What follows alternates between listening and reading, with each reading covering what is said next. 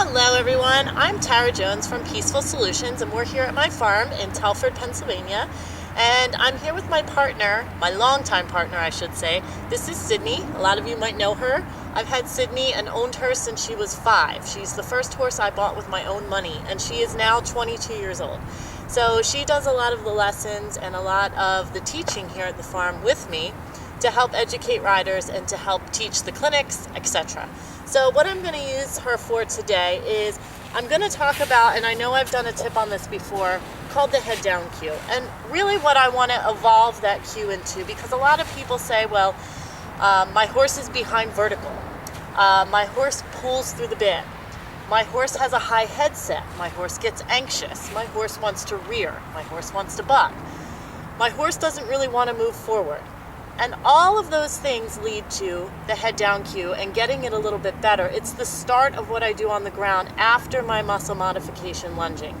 So one of the first things that I'll do is I'll add pressure to the bridle and I'll make sure that the horse has a certain tolerance level to it. In other words, I'll rate it from 1 to 10. If I pick up on the bridle and I add pressure and the horse immediately drops their head in response to that pressure, then I know that the horse is not going to throw their head up in the air and run backwards. Or I know that the horse's first instinct isn't going to be to rear. A lot of people will ask me to do evaluations on their horses. And one of the first things that I want to check and make sure is that what is the status of the bit? Sometimes horses have bits that are too harsh for them, or sometimes horses have bits that have a shank on them. Some horses are taught in only a snaffle bit, which I've learned over time isn't exactly the best thing either, because some horses have a small palate and the snaffle acts as a nutcracker, so it goes this direction. Sometimes a 3-piece bit is better. So Sydney just has a copper snaffle in her mouth today because that's usually what she goes best on. Some of my other horses in the barn, such as Phantom, do not like snaffle bits, so I have to move into something else.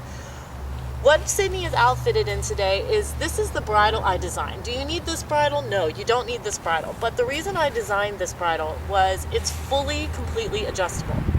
Sometimes bits and bridles will hit the temporal bone over here. Sometimes they're too tight around the ears. And this allows for slidability up and down.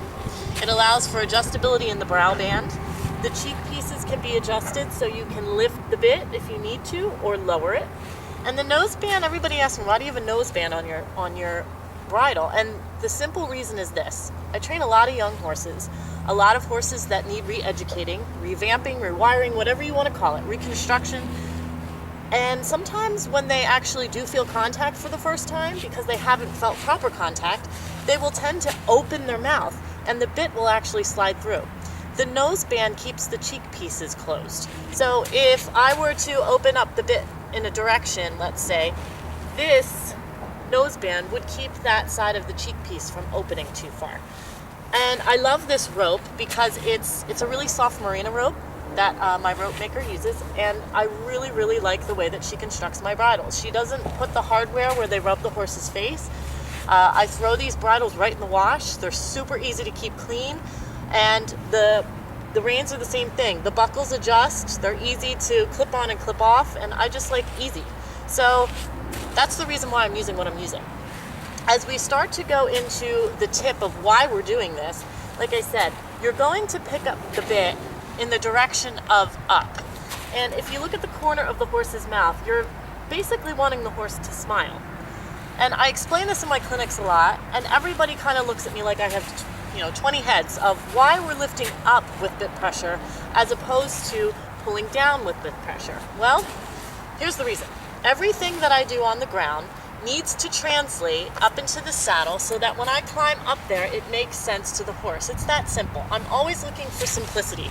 So if my hands are coming up in this direction when I'm on her, I want her to think down with the bit pressure. So in other words, this hand is holding the snaffle on the right side. This hand would be raising while I would be riding her, and that would cue her to lower her head. Now, you see, nothing's happening, and I'm really glad she did this.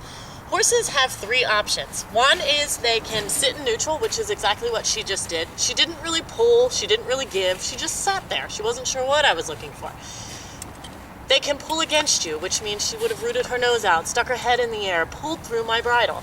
Or they can give in the direction that you're asking. Giving is simply meeting of the minds, okay? I talk about collection as this. You meet the horse, you match the horse, and then you melt away. Meaning, I am only going to adjust the amount of pressure to what I feel she needs. When I first walk up to a horse and I go and I add that pressure, I really can't walk up to a strange horse and add 10, 15, 20 pounds of pressure, because that horse might be overly sensitive. They might take off running backwards if I add that much pressure. I might come up to a horse and add that much pressure and they might just pull down against me. That tells me a lot about what that horse has been through in terms of riding. In other words, if I walk up to a horse and I raise my hand up, okay, and if she would take off running backwards, it kind of tells me that the horse is more dominant on the bridle. So here's the thing. Horses have to make a choice. When you add pressure, or when you pick up a rein, or when you add both legs, they have to make a decision. Meaning, if you're asking the horse to go forward with both legs to tell the horse to go, but you're holding too much contact on both reins, the horse then has to listen to either both legs to go and blow through your bridle, or pull on it, or lean on it, or however you want to categorize it. Or they can choose to listen to the bridle and sometimes ignore your leg, meaning they'll come back against the bridle, they'll run backwards from it if your hands are too dominant. So what we're looking for, like I said, is a meeting of the minds. We are looking for a horse to understand exactly what contact is. Now for my riders, they have to understand when I pick up on pressure, I need to match what the horse is giving me. Right now, Sydney's slightly resistant. See how her head's bobbing? She's kind of moving back and forth. Once she guesses the direction of down, I'm immediately going to release her. I'm going to pick it up again, and I'm going to ask again. Repetition. Kindest form of reprimand that you could ever teach your horse. The thing of it is that most people say, well, I don't want to reprimand my horse. Well, I want to tell those people, you know what, you're reprimanding them every day. Because the second that you repeat something, it's the kindest, most gentlest form of reprimand for your horse. Horses look for leadership. They don't necessarily look for complete and total dominance over them. I think, in my opinion, as I have done this for many, many, many years, I've seen many different kinds of horses. I've seen many problem horses. I've seen young horses to old horses. And this is what I find across the board. Horses aren't looking for an argument. They're not looking for a fight. Most of the time when a horse knows how to fight, it has been man-taught. Basically, a human has taught them that they need to fight against pressure or they need to protect themselves. There's a very big difference between when I pick up on pressure and a horse wants to protect its mouth, meaning they don't trust my contact. So if they don't trust my contact, then I have to teach them that it's okay to follow and reach down into that contact. If they're constantly trying to get away from it or pull through it, that tells me that they don't understand it. So I'm not going to go forward with the training. I'm certainly not going to teach them to go faster into the contact yet, and I'm certainly not going to pull harder on the contact yet until I can get the horse to a level playing field. When I normally get a horse in for training, here's a regular training level. This is where the horses come in at. They come in the negative, I call it. It takes me quite a while to polish that, revamp it, dry erase whatever they've learned, and bring them to a level playing field. Once they're to a level playing field, I can then teach them how to learn. Once they learn how to learn, as I call it, then they start to excel. Once they get to that level, then you can start combining different cues, different signals, different things of whatever you're looking for to train your horse with. But a horse always needs its standards. It needs up, down, left, right, forward, and back. No matter how you look at it, how you slice it, how you cut it, that's what they need. They need a constructive plan, okay? So in other words, a horse's training is always under construction. And I tell my clients that every time you're touching your horse, you're training it. Whether it be good training, bad training, a training for 1 minute, training for 30 seconds, training for 2 hours. No matter what, you are always training your horse. So with that in mind, as I'm teaching Sydney again to reach down into my pressure, and you would think that she knows this, but this horse is used for lessons at least 10 times a week. 10 different riders ride her, 10 different hands hold the reins. While I monitor their training the entire time that she's teaching, I do school my lesson horses because I feel it's important to get them back to that level playing field. If she doesn't understand how to do things correctly and she doesn't know what's expected of her all the time, how can I expect it when she's giving a lesson? Okay, because there's going to be different feel, different pressure, different use of hand every time something's on her back. So this is a great way for me to just come back in and say, Sid, this is what pressure is supposed to be like. This is where your head is supposed to be. This is what we're looking for. Okay? I love how she's keeping her head low. I could go into a whole conversation about muscling.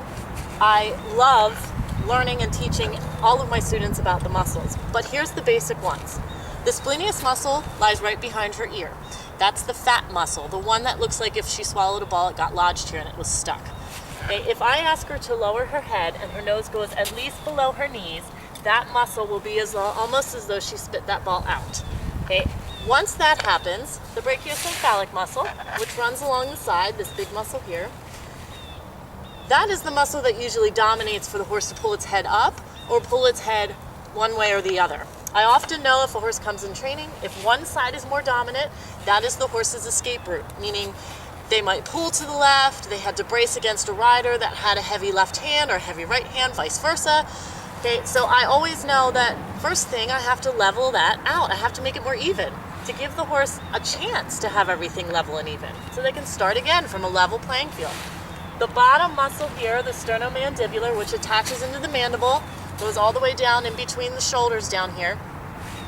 That muscle is the big one. So when we are lowering her head, what we are doing is we're putting all of those muscles at rest, meaning they're not in tension, she's not using them to hold her head up, and the nuchal ligament, which runs here, starts to lower. She starts to bring her head in between her two front feet, where her nose is below her knees. Again, we went through anxiety.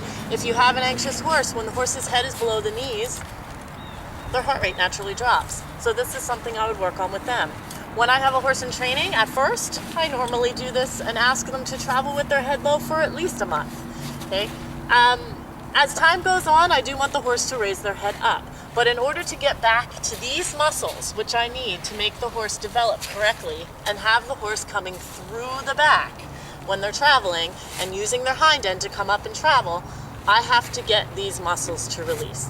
So those are just a few helpful tips, a few helpful hints from my good friend here, Sydney, and I. And we're going to talk a little bit more on some of my other training tips about some of the other exercises that I use to then get flexion. So what we are working on right now is a longitudinal plane of balance, which is back to front, front to back. And this is something, again, that I work on from the very start when I start working with horses.